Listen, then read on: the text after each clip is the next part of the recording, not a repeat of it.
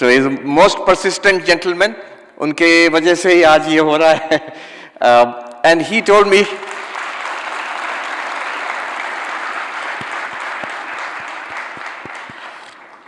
और उनका आग्रह था कि हम हिंदी में बोलें, और हम चाहते भी हैं हिंदी में बोलना, और I will do that also. I will speak in एक अद्भुत मिश्र भाषा में बात करेंगे. इसका कारण यह है कि चाहते ना चाहते हुए भी my Hindi is very weak. आपको बताते हैं कि हिंदी का क्या हाल है हमारा.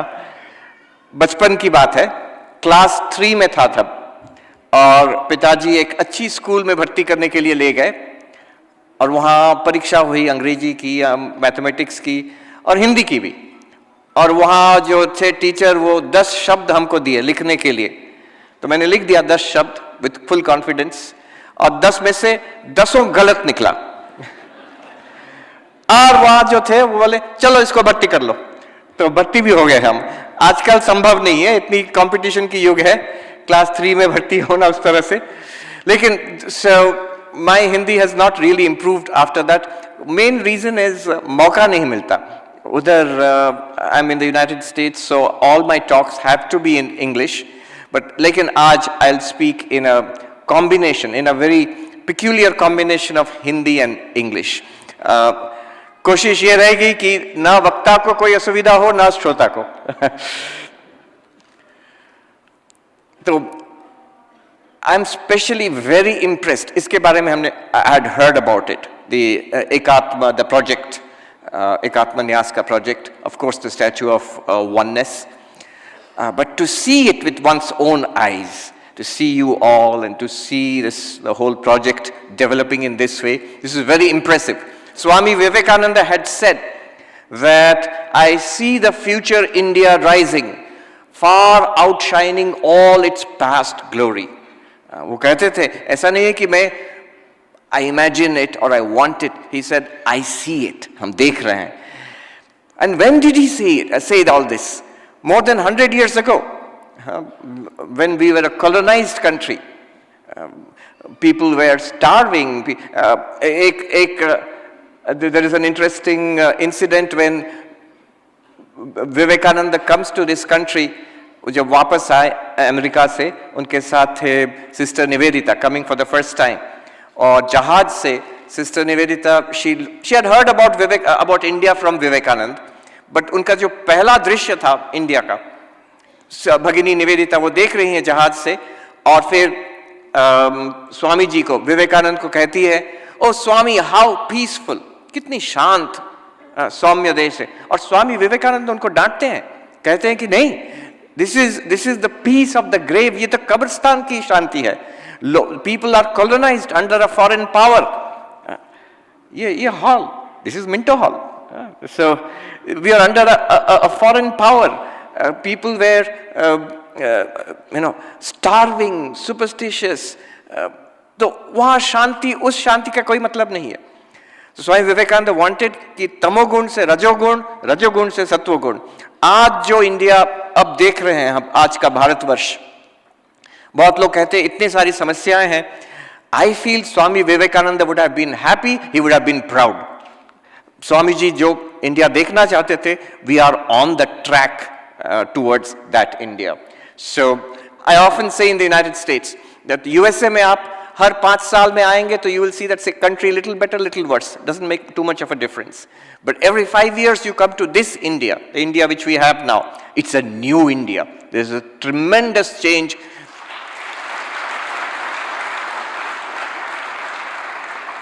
A tremendous energy, a tremendous upward movement in our country now. और उसका एक प्रधान कारण और उसका लक्षण भी है ये, that when a nation confidently embraces its own culture, अपना जो सभ्यता है, अपना जो civilization जो है, उसको जब हम अपना लेते हैं with confidence, that gives us a basis for growth, a strong and sure foundation for the future. तो ये हो रहा है, and that's the real importance of this Ekatma Nyas. It's part of the civilizational regeneration and reawakening of our nation. But not only for India, हम जहां पर हैं USA में, न्यूयॉर्क में, स्वामी विवेकानंद तब गए थे 1893 World Parliament of Religions, and then 1894 he went to New York and established the first Vedanta Society there in New York. उनका एक उद्देश्य यह था कि आचार्य शंकर के जो भाव है, the Advaitic ideas, इसको फैलाना. उनके खुद कंप्लीट वर्क्स में है कि our ideas, we must be ready and confident and strong and spread these ideas among the nations of the world. क्यों?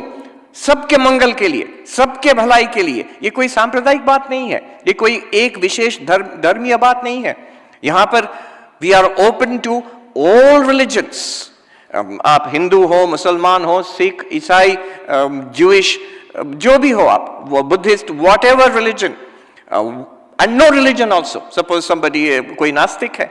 So we are open to everybody of all ideologies, of all religions, of all nations of the world. अभी आपने देखा कैसे विद्वान, सारे पृथ्वी के विद्वान, अभी छोटा सा जो लघु फिल्म थी उसमें हमने देखा अभी अद्वैत की बात कर रहे, एकात्म की बात कर रहे हैं. So this is something that is beneficial not only for India, but it's beneficial for the whole world and for the future civilization of humanity. ये जो काम इधर हो रहा है, आज यहाँ जो मौजूद हैं, especially the young people, it's the seed of the future. So I congratulate you all. और हम congratulate करने वाले कौन हैं? I am very proud and happy and I feel humbled to be a tiny part of this tremendous new awakening. अद्वैत वेदांत और एकात्म, जो समय हमारे पास है उसमें I will try to say something. आज कुछ सुनाएंगे आपको और फिर कल फिर से कुछ सुनाएंगे. एकत्व की बात. अब देखिए, अध्यात्म अलग अलग तरह की अध्यात्म होता है. जैसे सनातन धर्म की स्पेक्ट्रम मतवाद है, हर तरह की दर्शन है, हर तरह की ritual. What is everywhere in the world is here, and what is not here is nowhere else in the world, in the thought and culture of our land. तो कभी कभी हमको यूएसए में बुलाया जाता है स्कूल्स में हिंदुइज्म के बारे में कुछ बोलने के लिए. तो मैं कहता हूं उनसे, कभी कभी एक दो इंडियन बच्चे उधर होते हैं लेकिन बाकी सब तो नॉन इंडियंस हैं, तो उनको समझाने के लिए कि कितनी डाइवर्सिटी, कितनी फैलाव है सनातन की, तो समझाने के लिए कहता हूं कि आप मान लो यूएसए में जितने चर्च हैं, कई सौ चर्च है वहां पर, क्रिश्चियन चर्च, सबको मिला दो, एक मेगा क्रिश्चियन चर्च बनाओ. और जितने ज्यूइश संप्रदाय हैं और जितने इस्लामिक संप्रदाय हैं जो वहां पर परंपराएं हैं, सबको मिला के एक मेगा एब्राहमिक रिलीजन बनाओ. सोचो कैसा होगा. तो बच्चों की आंख तो एकदम गोल गोल हो, सोचते हैं कि ऐसा कैसे हो सकता है. तो उसमें कितनी डाइवर्सिटी होगी. और अब सुनो, अभी जो है हिंदुइज्म, सनातन धर्म, उसके अंदर उससे ज्यादा डाइवर्सिटी है ऑलरेडी. सो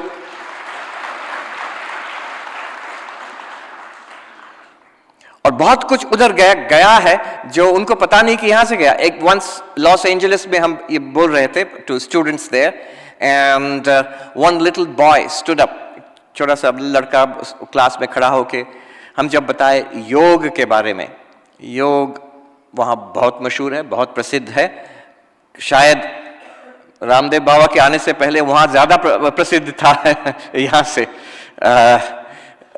वो जाके वहाँ योगा बन गई है, लेकिन वो योगी है. तो मैंने उसके बारे में बताया, तो वो लड़का खड़ा होके पूछ रहा है, oh you have yoga in India also. आप समझो क्या बताएं उनको. तो अध्यात्म अलग अलग तरह का अध्यात्म होता है. जैसे एक है भक्ति की जो मार्ग है, भक्ति की जो एक ढांचा है, पैराडाइम जिसको कहते हैं, कि वो कैसी है कि हमको विश्वास करना है. धर्म की गुरु बता दिए हैं, हमारे धर्म के पुस्तक बता दिए हैं, हमारा संप्रदाय हमको बता रहा है कि ईश्वर हैं, भगवान हैं, अल्लाह हैं, फादर इन हेवन, यहोवा हैं.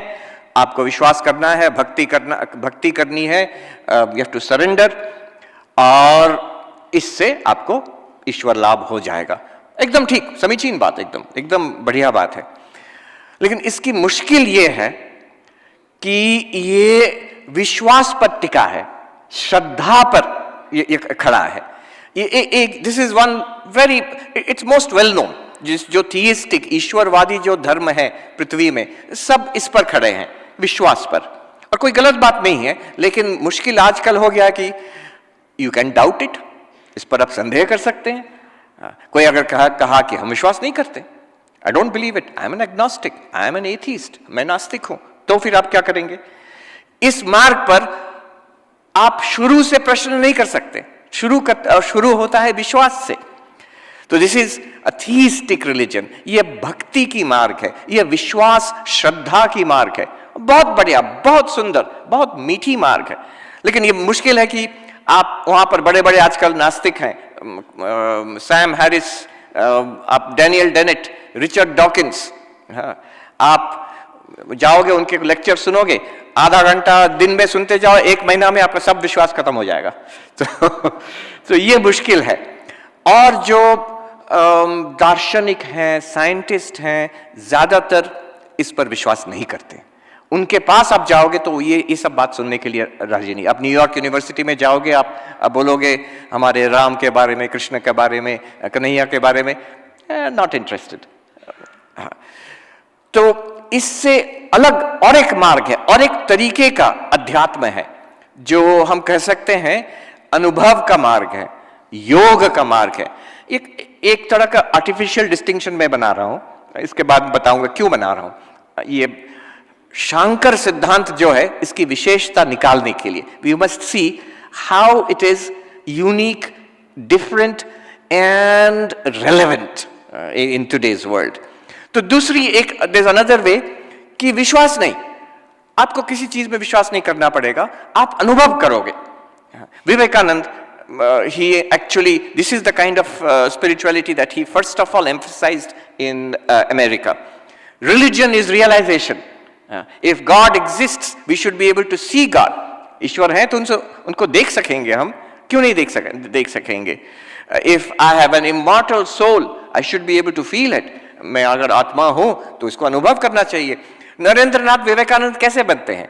वो कलकत्ता में 19th century, late 19th century Calcutta, he goes around asking great religious teachers, sir, have you seen God? ईश्वर को आपने देखा है?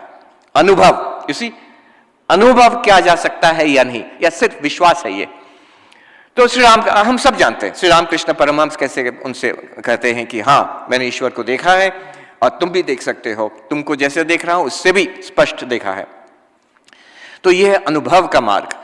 और Swami Vivekananda gave a lot of emphasis on this. In fact, the first book which he translated and commented upon New York में, वो था पतंजलि योग सूत्र। पतंजलि योग सूत्र पर उनका विख्यात स्वामी विवेकानंद का जो अंग्रेजी में कमेंट्री है, राजयोग, और वो न्यूयॉर्क से पब्लिश हुई थी। और वो अनुभव का मार्ग है। आप ऐसे बैठो, ऐसे आसन लगाओ, ऐसे प्राणायाम करो, ऐसे प्रत्याहार करो, धारणा, ध्यान, समाधि लगाओ, आपको खुद अपना अनुभव हो जाएगा। आत्मा है कि नहीं, ईश्वर है कि नहीं, ये आपको अपने अनुभव से आप बोल सकेंगे। So this is another path, special experience, एक खास अनुभूति होगी आपका। जैसे श्री रामकृष्ण परमहंस को मां काली की दर्शन होती थी, तो ये है। एंड इट्स ऑल्सो, ये एकदम समीचीन है, ये बहुत प्राचीन मार्ग है। हमारे देश में कितने बड़े बड़े महानुभव, कितने बड़े बड़े संत हुए हैं, रामकृष्ण परमहंस तो उनमें से एक हैं ही। अनुभूति की मार्ग, मिस्टिकल एक्सपीरियंस, ये मैं कह रहा हूं एक कारण के लिए। लेकिन इसमें भी एक समस्या ये है कि कोई इसको संदेह कर सकता है। संदेह इसलिए कर सकता है कि ये तो सर्वसाधारण नहीं है। आप देखोगे श्री रामकृष्ण परमहंस को जब मां काली की अनुभूति हो रही है, मां काली की दर्शन हो रहा है, तो वहां पर जो खड़े हैं, अब जो उसकी व्याख्या है, अब उसको जो वचनामृत में है, आप देखोगे बाकी सब किसी का नहीं हो रहा है। श्री रामकृष्ण देख रहे हैं मां काली को, लेकिन हम बाकी सब नहीं देख रहे हैं। It's a special experience. ये साधना सापेक्ष है, ध्यान सापेक्ष, समाधि सापेक्ष है। तो जिसको, because it is not a common experience, one can doubt it, इसको संदेह किया जा सकता है। जो ऐसे योगी हैं, महात्मा है, अनुभवी हैं, उनका एक व्हाट इज द रिएक्शन, जो जनरल पब्लिक की रिएक्शन क्या होती है? पहला रिएक्शन, बाद में तो कहते हैं कि पहुंचे हुए महात्मा है, बड़े हैं, ये अवतार पुरुष है, कुछ भी बाद में कहते हैं, पहले कहते हैं ये पागल है ये एकदम पागल है। और श्री रामकृष्ण को भी वही कहते थे, वो दक्षिणेश्वर का पागल जो पुजारी है। तो लगता तो ऐसा है, साधारण लोगों को लगता है कि ये पागल है। आजकल वो पागल नहीं कहेंगे, आजकल न्यूरोसाइंटिस्ट कहेंगे, अमेरिका में परीक्षण करके ब्रेन को स्कैन करके कहेंगे कि आपको अनुभव हो रहा है, ठीक है, लेकिन ये आपका ब्रेन में कहीं पर स्ट्रोक हो गया है, तो उसके चलते आपको, हाँ, आप अगर टेड टॉक में देखेंगे, वर्ल्ड का सबसे पॉपुलर टेड टॉक आप देखेंगे, यूट्यूब में आप टेड टॉक देखेंगे, तो एक महिला थी, वो न्यूरोसाइंटिस्ट, उनको स्ट्रोक हुआ था, फिर उनको एक तरह का एक मिस्टिकल एक्सपीरियंस ऑफ वननेस, लेकिन वो स्ट्रोक की वजह से हुआ, कोई अध्यात्म की वजह से नहीं हुआ है। तो ये मुश्किल हो जाती है। और दूसरा चीज है, ये सब हम सोच रहे थे वहां बैठ के ये सब बोले या ना बोले यहां पर अभी अमेरिका में और एक कारण से सबको अनुभूति होती रहती है, वो है ड्रग्स खाने के लिए अभी न्यूयॉर्क में उसको लीगलाइज कर दिया है। तो शाम को 5 बजे आप आश्रम से बाहर निकलोगे, सेंट्रल पार्क उधर है न्यूयॉर्क में, वो सबको आध्यात्मिक अनुभूति हो रही है सबको बैठ के। तो ये सब है, इधर है पागल है क्या, कोई दिमागी खराबी है, या कोई marijuana लेके बैठा हुआ है, तो कुछ कारण से हो रहा है, लेकिन this is not true, so they can doubt it. Actual, genuine, mystical experience is rare, but it is there. It's possible, definitely. There have been mystics in every religion of the world. And in fact, the founders of all the religions at the source are these, they had these most valuable mystical experiences. But it can be doubted. अच्छा, ये सब बोलने का कारण ये है, अब असली मुद्दे पे आते हैं, कि और एक तरीका है, और एक पैराडाइम कह सकते हैं स्पिरिचुअलिटी की है, जो ज्ञान का पथ है, जो आदि शंकर, पहली बार गौड़पाद आचार्य तो थे, लेकिन व्यापक रूप से अपने भाष्य से, अपने प्रकरण ग्रंथों से एक ये मार्ग, ये तो बहुत प्राचीन मार्ग है, लेकिन इसको और सुस्पष्ट एक हाईवे बना दिया कि एक ऐसा मार्ग है जो विश्वास पर खड़ा नहीं है, एक ऐसी मार्ग है जो आपको कोई खास तरह का अनुभूति हो सकता है, लेकिन उस पर निर्भर नहीं है। आप देखिए अद्वैत वेदांत में क्या चाहिए आपको, आप दृष्टा हैं और ये सब दृश्य है, इतना अगर सबको है, सब्जेक्ट ऑब्जेक्ट किसको नहीं है? Everybody has this experience all the time, we are experiencers and we are experiencing this world, this much if you have, you can begin Advaita Vedanta. उसके बाद आपको स्टेप बाय स्टेप दिखा देंगे with precise pristine logic, with indisputable logic.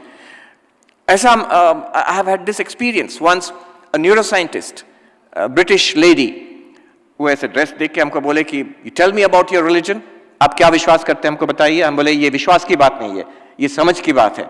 And then I explained, I gave my arguments, Advaita के बारे में बताया उनको।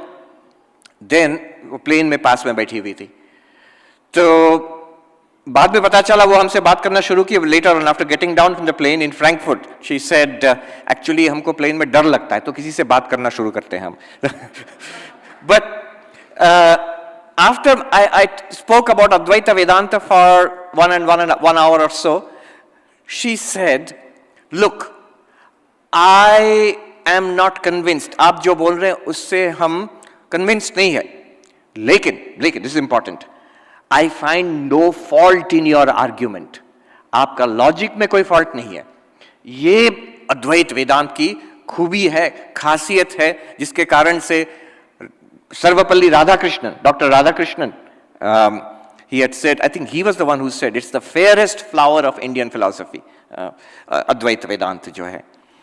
तो ये है कि based entirely on our daily experience, जगना, सोना, स्वप्न देखना किसको नहीं होता? सबको होता है, बस इतना ही चाहिए अद्वैत वेदांत शुरू करने के लिए। अच्छा, शरीर, प्राण, मन, बुद्धि किसको नहीं है? सबको है, बस इतना ही चाहिए पंचकोश विचार शुरू करने के लिए। So Advaita Vedanta does not ask for any special belief, it does not ask for any special experience, mystical kind of experience. वो सब हो सकता है और जरूरी भी है बाद में साधना की तौर से, लेकिन मूलतः it appeals to reason, it appeals to rationality, it is universal in that sense, जिसके वजह से कितने ही साइंटिस्ट जो on its own merits they like Advaita Vedanta. Recently आप जानते हैं ओपेनहाइमर जो एटॉम बॉम्ब के जो प्रोजेक्ट के हेड थे, when he saw the first explosion in Trinity he quoted from the Bhagavad Gita. सिर्फ ओपेनहाइमर नहीं, हमारे वो थे श्रोडिंगर थे, and many others, scientists, philosophers. I can tell you, David Chalmers, who is the head of the Mind Brain Consciousness Unit in New York University, वो उनका नई पुस्तक है रियलिटी प्लस। उसमें पहली बार देख रहे हैं पाश्चात्य दार्शनिक साधारणतः भारतीय दर्शन को नकारते रहते हैं, they ignore it। अभी पहली बार देख रहे हैं main stream book on consciousness studies इनकी, हमारे डेविड चामर्स की। पहला ही चैप्टर में एक कार्टून बनाया हुआ है और नारद और विष्णु है, जो वो नारद पूछ रहे हैं कि माया क्या है, हमको समझाइए। वो जो कहानी है ना, कृष्ण या विष्णु, कृष्ण, तो श्री कृष्ण फिर उनको माया दिखाते हैं क्या है, वो पूरी कहानी, उसका कार्टून बना के वर्चुअल रियलिटी क्या है उसी से शुरू कर रहे हैं। तो इस तरह से उसमें शंकर की बात आई है, सांख्य की बात आई है, बौद्ध जो महान आचार्य रहे हैं वसुबंधु, उनकी बात आई है। This is a standard new book on consciousness studies in the leading analytic philosophy department of the western world. इसमें भारतीय दर्शन के ऐसी प्रवेश है। Waking, dreaming, being, Evan Thompson जो प्रोफेसर ऑफ फिलोसफी हैं university of British Columbia Vancouver में, उनकी किताब है वेकिंग, ड्रीमिंग एंड बीइंग। उसमें शुरू किए हैं, it's a book on consciousness studies and the beginning he starts, he says that consciousness studies is not a new subject, it started 5000 years ago in India in the text called the Upanishads। यहां तक उन्होंने यहां तक कहा है उसके पुस्तक में, प्रोफेसर टॉमसन ने कहा है कि ये उपनिषद इतनी महत्व रखते हैं in human thought, the importance is, significance is so much in human thought. मनुष्य की चिंता के इतिहास में इसकी इतनी सिग्निफिकेंस है कि we should date our history, world history should be dated not by AD and BC but before Upanishad and after Upanishad. किताब में, I am quoting from that book. हम लोग साहस नहीं करते ये सब बात कहने के लिए, हमको शर्म आती है, तो साहब जब बोले हैं तब ठीक होगा। अच्छा, अभी तक शुरू नहीं किया मैंने, तो लेट मी गिव, ये सब जो बोल रहे हैं इसका एक नमूना दिखाते हैं। अद्वैत वेदांत में तो एकदम विस्तीर्ण है, ऐसे बहुत सारे प्रक्रिया हैं। एक one of my favourite sections, this is from the Taittiriya Upanishad, उसमें शंकर भाष्य भी है, थोड़ा सा उसके बारे में बात करते हैं, उसके बाद I think there is a short question answer also. Taittiriya Upanishad Brahmananda Valli में अद्वैत वेदांत क्या है उसका एक वन स्मॉल सेंटेंस, ये और एक खूबी है अद्वैत वेदांत की कि एक वाक्य में ओम, यही इसमें पूरा अद्वैत वेदांत आ जाता है। एक वाक्य में तत्वमसि, उसमें पूरी अद्वैत वेदांत आ जाती है। इतनी क्लैरिटी है। आप यहां कह सकते हैं आपके सामने, I am very interested in Madhyamaka Buddhism, Shunyavada जिसको कहते हैं, और बहुत दिन से पढ़ाई की, हार्वर्ड यूनिवर्सिटी में 2 कोर्स किए, लेकिन हमको कोई शर्म नहीं है कहने में, अभी तक हमको ठीक समझ में नहीं आया कि कहना क्या चाहते हैं वो लोग। लेकिन अद्वैत वेदांत क्या कहना चाहती है वो एकदम क्लियर है, किसी को डाउट नहीं है, सीधी बात है, तत्वमसि। तैत्तिरीय उपनिषद में पहली जो सेंटेंस है ब्रह्मानंद वल्ली का, ब्रह्म विदाप्नोति परम तदेशाभ्युक्ता सत्यम ज्ञानमनंतम ब्रह्म यो वेद निहितं गुहायां परमे व्योमन सोऽश्नुते सर्वान् कामान् सह ब्रह्मणा विपश्चितेति। पहली सेंटेंस जो है ब्रह्म विदाप्नोति परम, पूरी अद्वैत वेदांत उसमें आ गई। ब्रह्म को जो जान लिया है वो परमार्थ प्राप्त हो गया उसको। अल्टीमेट रियलिटी क्या है, हमको करना क्या है और पाना क्या है, ये तीन प्रश्न सब उसमें आ गया।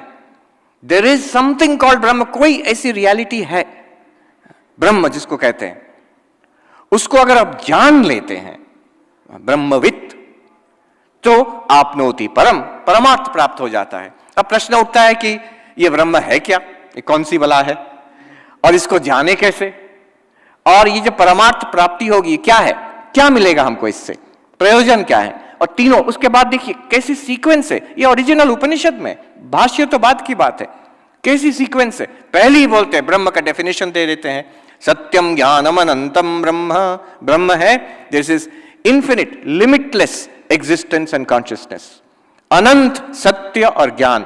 इसका क्या मतलब है थोड़ा आज देखेंगे और फिर प्रश्न उत्तर में जाएंगे।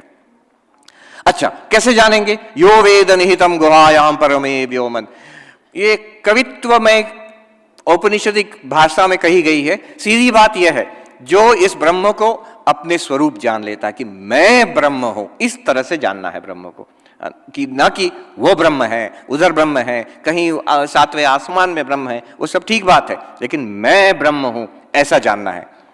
और क्या मिलेगा? सो अश्नुते सर्वान कामान सह ब्रह्मणा विपश्चिते इति, जो जान लेता है अपने आप को ब्रह्म रूप से, उसकी सर्व कामना पूर्ति हो जाती है। ऐसा नहीं है कि आजकल वो क्या कहते हैं अमेज़न प्राइम, उसमें आप ऑर्डर डाल दीजिए और सब कामना आ जाएंगे, तो वो उस तरह से नहीं।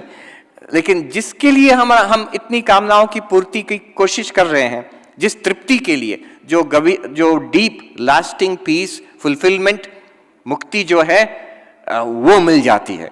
The goal of human life is attend when you realise Brahman. तो ये इतनी सारी बात इसमें कही गई है। अब देखिए रीजन, एक्सपीरियंस, लॉजिक की बात अब देखिए, ये ब्रह्म है क्या? अब देखिए यहां पर कहते हैं सत्यम ज्ञानम अनंतम ब्रह्म। ये कह रहा हूं इसलिए क्योंकि आज का और ये पूरी अभियान का विषय है एकात्मा, वननेस। तो देखिए वननेस कैसे एस्टैब्लिश होती है। सत्यम ज्ञानम अनंतम ब्रह्म, ये ब्रह्म क्या है पहले शुरू कीजिए, इसको ध्यान से थोड़ा सुनना है। हमको कुछ दिन पहले न्यूयॉर्क में थे, सेंट्रल पार्क में टहल रहे थे, तो कोई पूछा सात्विक सुख और राजसिक सुख और तामसिक सुख में ये फर्क क्यों है?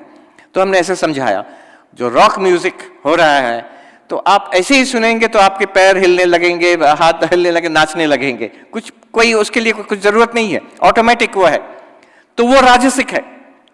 पहले ही वो अमृत समान लगता है, बाद में विस्मय हो जाता है।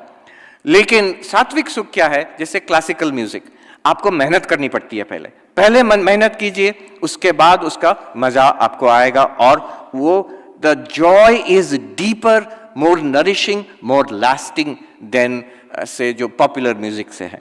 तो वो सात्विक सुख है। उस तरह से ये जो शास्त्र की बात है, दर्शन की बात है, अद्वैत की बात है, मुश्किल नहीं है, लेकिन थोड़ा ध्यान देना पड़ता है, थोड़ा सा सोचना पड़ता है। देखिए अब अनंत ब्रह्म क्या है? अनंत, एकदम मैथमेटिक्स की तरह है। ब्रह्म को कहते हैं अनंत, जिसकी अंत नहीं है। लेकिन अंत मतलब क्या है? अंत मतलब है जो परिच्छेद है, जो जैसे कोई कटा हुआ है, ससीम है। वेदांत में हम कहते हैं अंत तीन तरह के होते हैं, एक काल का अंत, काल में अंत, एक देश में अंत, और एक वस्तु में अंत। Sounds difficult but it's very common sense, एकदम सिंपल चीज है। देश का अंत, देश में जो लिमिटेशन है, देश परिच्छेद जिसको कहते हैं, इसका मतलब इतना ही है, आज आप इधर हॉल में बैठे हैं तो आप बाहर नहीं हो सकते हैं, अगर बाहर हैं तो हॉल के अंदर नहीं हो सकते हैं, भोपाल में है तो दिल्ली में नहीं हो सकते हैं। हम हर चीज एक लोकेशन है, एक जगह में है, एक जगह में है तो दूसरी जगह नहीं है। उसकी शुरुआत और अंत स्पेस, आकाश में एक जगह सीमित है। इसको कहते हैं देश परिच्छेद। ये एक तरह का अंत है, लिमिटेशन। और दूसरा अंत क्या होता है? काल परिच्छेद, टाइम लिमिटेशन, शुरुआत और खत्म। सबका जन्म होता है और सबका मृत्यु होती है। तो वो परिच्छेद हो गया लिमिटेड इन टाइम, एक समय शुरू हुई, एक समय खत्म। ये लेक्चर भी आई एम गारंटिंग कि खत्म होगा, डोंट वरी। तो इसका एक लिमिटेशन है, टाइम लिमिटेशन। शुरू है, अंत है, हर चीज का जन्म है और विनाश है, beginning and an end. This is called limitation in time, काल में अंत।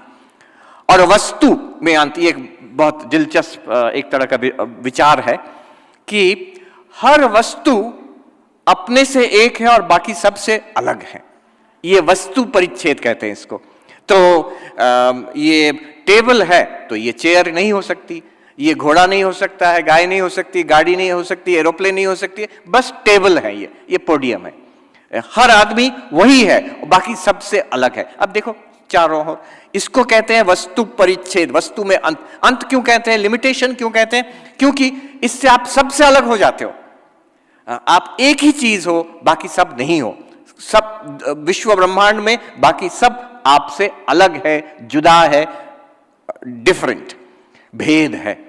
तो ये तीन तरह के अंत हुए। जगत में तो कितने सारे भेद है। हम बात कर रहे हैं एकता की, एकात्म की। कहां है एकात्म? ये तो देखिए 100 लोग इधर बैठे हैं, सब एक दूसरे से अलग है। और आप जो चेयर पर बैठे हैं वो चेयर आपसे अलग है। ये हॉल बाहर से अलग है, भोपाल दिल्ली से अलग है, भारत यूएसए से अलग है, नारी और पुरुष अलग हैं। फिर से सोच आ रही है बोले या ना बोले, बोल ही देते हैं। न्यूयॉर्क में हम लोग यहाँ व्याकरण के सब लोग हैं, आप जानते हैं लिंग 3 प्रकार के होते हैं, पुंगलिंग, स्त्रीलिंग और नपुंसकलिंग। लेकिन न्यूयॉर्क जहां से हम आ रहे हैं, आपको हैरानी होगी सुन के जेंडर कितने तरह के हैं। हमको याद था कि 23 टाइप्स है, लेकिन फिर आज सुबह गूगल करके देख लिए, नहीं अभी 31 हो गया है। 31 टाइप्स का जेंडर होता है, आपको सुन के हैरानी होगी। और बढ़ता ही जा रहा है, बढ़ता ही जा रहा है। जिसको जैसा लगा अपना एक बना लिया जेंडर, और वो लीगल लॉ में पास किया हुआ है उधर। तो ये तो भेद, कहां एकता है, डिफरेंस। तो अब अनंत, ये वह अंत। अनंत क्या होता है? अनंत यह होती है कि देश में अगर कोई चीज ससीम नहीं है, देश में अगर कोई चीज देश परिच्छेद नहीं है, तो क्या होगा उसका? ऐसी कोई देश नहीं होगी जिसमें वो नहीं रहेगा। देश में वो सर्वव्यापक हो जाएगा, जिसका देश में अंत नहीं है। ब्रह्म को कहते हैं अनंत, तो ब्रह्म देश में उसका कोई सीमा नहीं है, तो सर्वव्यापक है। काल में अगर किसी चीज का अंत नहीं है तो क्या होगा? ऐसी कोई समय नहीं होगी जब वो नहीं रहेगा। उसका कोई जन्म था, उससे पहले नहीं था, वो मृत्यु होगा, उसके बाद नहीं रहेगा, ऐसा नहीं है। वो हर वक्त था, अभी भी है, बाद में भी रहेगा, त्रिकाल अबाधित रहता है वो। तो इसको कहेंगे नित्य हो जाता है। ब्रह्म अगर अनंत है, काल में अनंत है, तो नित्य है। और वस्तु में अनंत है, यह बहुत दिलचस्प बात है। वस्तु में अनंत मतलब क्या होता है? वस्तु परिच्छेद मतलब वो सबसे जुदा है, और वस्तु में परिच्छेद नहीं है। वस्तु अनंत अगर है तो ऐसा कोई चीज नहीं है जो ब्रह्म से जुदा है। ऐसी कोई वस्तु नहीं है जो ब्रह्म से जुदा है। अगर ब्रह्म से भेद नहीं है किसी वस्तु की, तो द्वितीय वस्तु नहीं होती है ब्रह्म से। ब्रह्म से अलग कुछ नहीं है, यानी द्वितीय वस्तु नहीं रहती है ब्रह्म से अलग कोई, अद्वितीय अद्वैत आ जाती है। तो देखिए, एक शब्द अनंत, उससे 3 नतीजे निकलते हैं। ब्रह्म सर्वव्यापक है, देश परिच्छेद नहीं है, देश परिच्छेद शून्य। ब्रह्म नित्य है, काल परिच्छेद नहीं है, काल परिच्छेद शून्य। ब्रह्म अद्वितीय है, अद्वैत है, वस्तु परिच्छेद शून्य, अनंत। तो ब्रह्म ऐसी चीज है जो हर जगह है, हर समय है, और उससे कोई दूसरा चीज है ही नहीं। यानी सब चीज किसी तरह से, सब वस्तु किसी न किसी तरह से वो सब ब्रह्म ही है। अब मुश्किल देखिए आएगा, लॉजिकल प्रश्न उठेगा, ये सब तो बहुत बढ़िया है Mahatma ji, but is it real? ऐसी कोई ब्रह्म नाम की कोई चीज है कि ये सिर्फ जवाबी खर्च है? क्या बोलते हैं, speech, you just talking about it, इसमें कोई एक्चुअल रियलिटी इसमें है कि नहीं। अब देखिए अनंत उसके साथ जोड़ दिया, सत्यम ज्ञानम, ये ब्रह्म क्या है, सत्यम, व्हाट इज रियल। अब देखिए रियल किसको मानते हैं हम, अब एकदम जस्ट कॉमन सेंस, ये जो आदमी इतने लोग बैठे हैं ये रियल है, हम खुद बैठे हैं हम रियल हैं, इधर चेयर टेबल हॉल है ये रियल है, बाहर आकाश वायु ये सब रियल है, दीज आर ऑल रियल, ये सब सत्यम है। अब देखिए सत्यम, ये सब कुछ सत्यम है हमको लगता है, लेकिन बोल भी दिया इसके साथ अनंतम, ऐसी सत्य जिसकी जो सर्वव्यापक है, जो नित्य है, जो अद्वैत है। अब देखिए जिसको हम लोग सत्य मानते हैं, ये टेबल, ये मोबाइल फोन, ये कपड़ा, ये क्या सर्वव्यापक है, कभी नहीं। आप जो जितना भी मोटा आदमी हो, एक चेयर ज्यादातर 2 चेयर लेके बैठेगा सर्वव्यापक तो है नहीं, इस हॉल में कहीं पर बैठा होगा। नित्य कोई चीज यहां है जो जिसका जन्म ही नहीं हुआ, जिसका अंत ही नहीं है, ऐसा तो कोई चीज नहीं लगता है। तो और अनंत कहते हैं अद्वितीय, ऐसा कोई चीज है, सत्य है जिससे अलावा कोई दूसरी चीज है नहीं, ऐसी तो कोई चीज नहीं लगती, सब तो भेद इधर है। तो देखिए अब क्या क्या जाता है अद्वैत वेदांत में, कि देखिए जिसको हम लोग सत्य मानते हैं वो सब ससीम है, परिच्छेद है, छोटा है, देश में, काल में, वस्तु में लिमिटेड है, लेकिन उसमें कोई ऐसी चीज क्या है जो सर्वव्यापी, नित्य और अद्वैत है।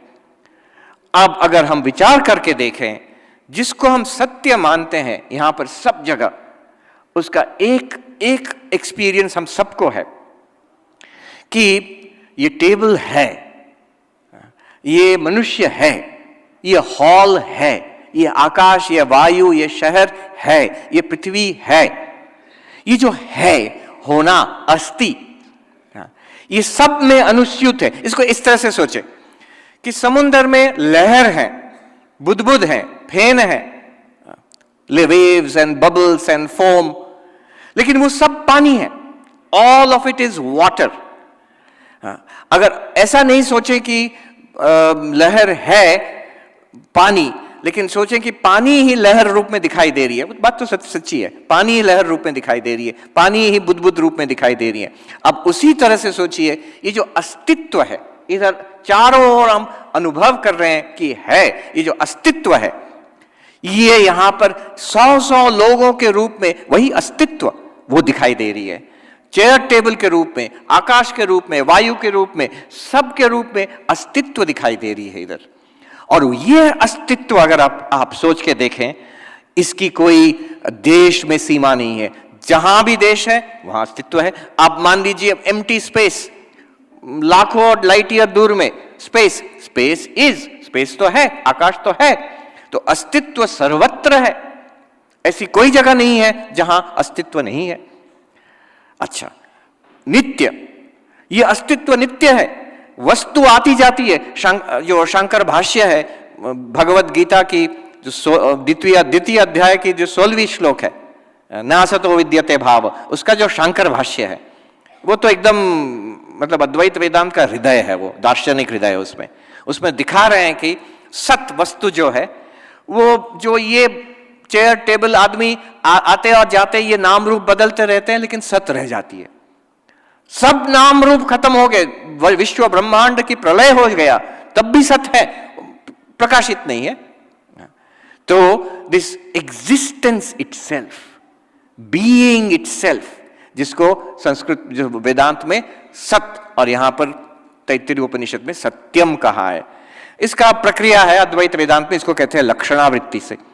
सीधी तरह से नहीं निकलती, तो उसको लक्षणावृत्ति से, सत्यम का अर्थ चेयर टेबल नहीं है, लेकिन जो सत, प्योर एग्जिस्टेंस, जो अनंत है, जो देश में ससीम नहीं है, काल में ससीम नहीं है, और वस्तु में वो अद्वैत है, तो ये सत वस्तु।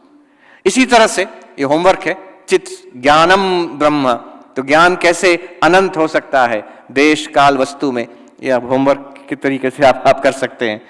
तो देखिए, logically it has been shown that there is something undeniably which fulfills the category of the infinite, limitless existence. उसी limitless existence को कहा जाता है कि ये छांदोग्योपनिषद है, तत्त्वमसि, तत्सत त्वमसि।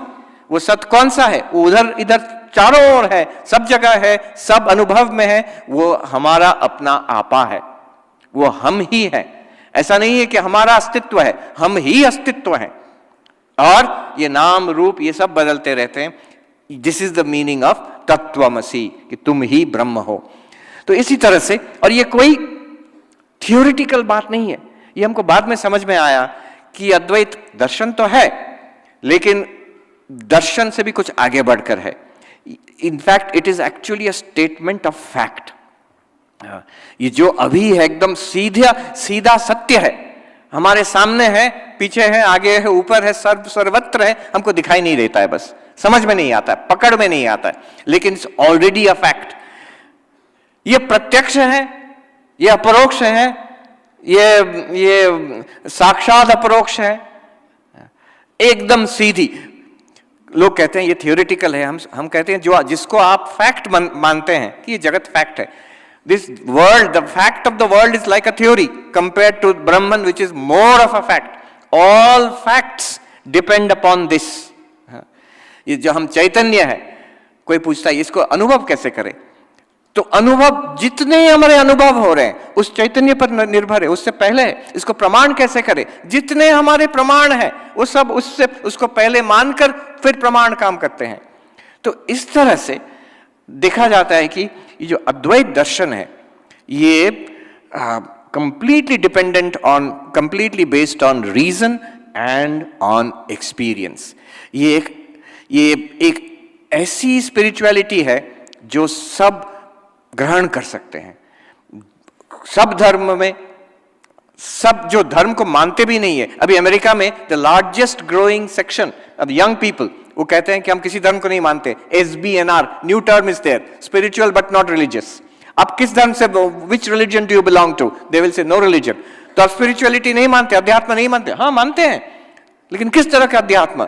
Spiritual but not religious, SBNR।